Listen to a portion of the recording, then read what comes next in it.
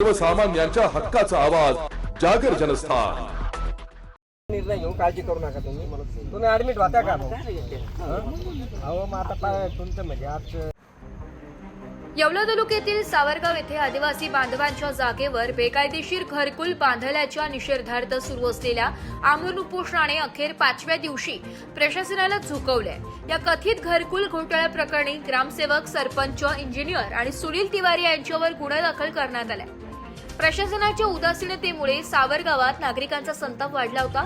उपोषणकर्त्यांची प्रकृती खालावली असतानाच शिवसेनेचे उपजिल्हा प्रमुख अमोल शिंदे यांनी प्रत्यक्ष सावरगाव येथे जाऊन घरकुलाची पाहणी केली।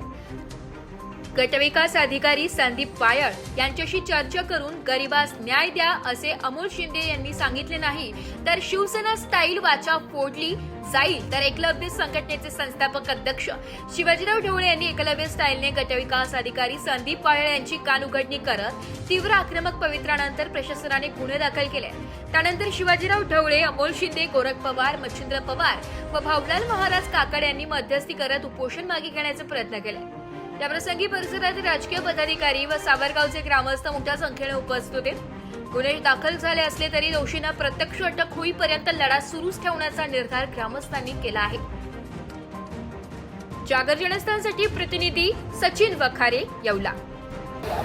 सावरगाव येथील घरकुल वाटप संदर्भात जो गैरव्यवहार झालेला आहे त्या अनुषंगाने BDO साहेबांनी नियुक्त केलेले ग्रामसेवक यांनी आमच्या इथे 318(4)(3)(5) प्रमाणे फसवणुकीचा शासनाची फसवणूक केला म्हणून गुन्हा दाखल केलेला आहे। यामध्ये 4 आरोपी आहेत।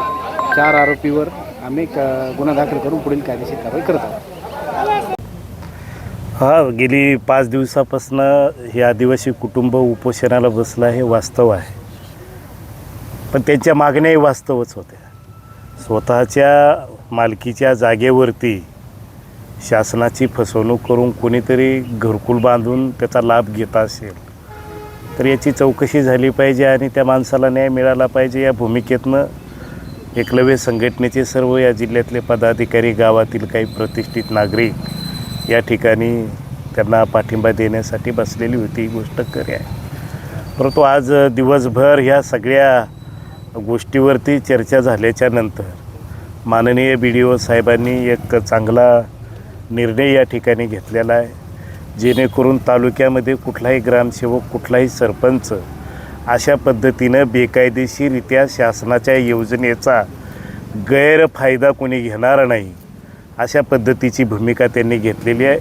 प्रथमतः मी त्यांचं मनपूर्वक अभिनंदन करतो आणि त्या आदिवासी कुटुंबाला निश्चितपणाने आज त्यांच्या संघर्षातनं हा न्याय मिळालेला आहे याचं मला खूप समाधान आहे आणि म्हणून या ठिकाणी दिवसभर थांबल्याचं सार्थक झाल्यासारखी भावना माझ्याही मनामध्ये आहे। गेली अनेक वर्षापासून एकलव्य संघटनेच्या माध्यमातून ज्या समूहाला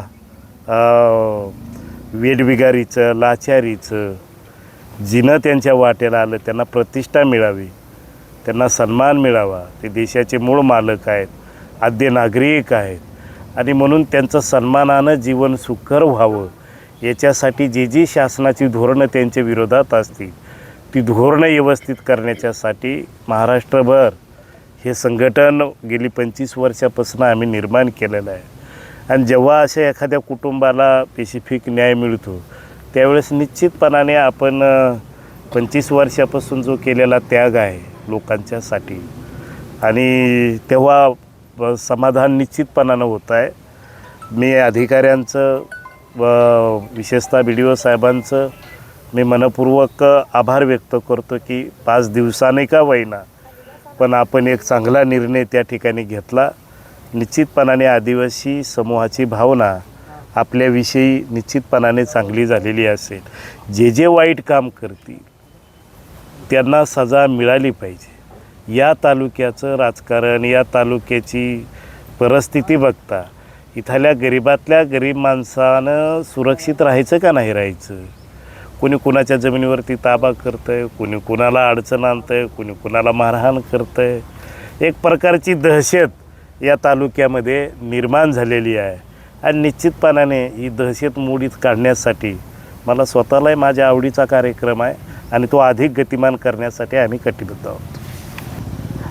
सावरगाव येथील सुनील भिका तिवारी हे जे आहेत, तर सगळ्यात महत्त्वाची गोष्ट म्हणजे त्यांचं स्वतःचं पक्कं घर असताना त्यांनी प्रधानमंत्री आवास योजनेच्या माध्यमातून घरकुलाचा लाभ घेतलेला आहे. त्यानंतर दुसरी महत्त्वाची गोष्ट अशी आहे की जी जागा त्यांची स्वतःची नाही त्या जागेवरती त्यांनी अतिक्रमण केलेलं आहे. उपोषणकर्ते जे लोखंडे आहेत तर त्यांच्या म्हणण्यानुसार ती जागा त्यांची आहे. तर आता तात्पुरत्या स्वरूपामध्ये तत्कालीन सरपंच असतील, ग्रामपंचायत अधिकारी असतील, इंजिनियर असतील आणि जो सुनील भिका तिवारी जे आहे तर यांच्यावर आपण गुन्हे दाखल करण्याचे FIR त्यांच्यावर दाखल केलेले आहे. आणि त्या घरकुलाच्या जागेसंदर्भामध्ये वादविवाद सुरू असल्यामुळे आणि जागेच्या संदर्भात निश्चिती होत नसल्यामुळे ते घरकुल निष्कासित करणं आवश्यकच आहे. परंतु त्या ठिकाणी घरकुलाच्या हद्दखुणा सुद्धा त्या ठिकाणी निश्चित करणं गरजेचं आहे. आणि लाभार्थ्याच्या जागेवर जर ते घरकुल समजा असेल तर आज त्याची राहण्याची अडचण असल्यामुळे त्या घरकुलाचा आपण तात्पुरत्या स्वरूपामध्ये त्या ठिकाणी लाभ त्या लोखंडे यांना आपण त्यांना तात्पुरत्या स्वरूपामध्ये दिलेला आहे. भविष्यात त्या ठिकाणी जागेची मोजणी होईल, हद्दखुणा निश्चित केल्या जातील आणि ते जर घरकुल जर शासनाच्या जागेवर असेल तर ते घरकुल त्या ठिकाणी कायदेशीर प्रक्रियेने निष्कासित करण्यात येईल.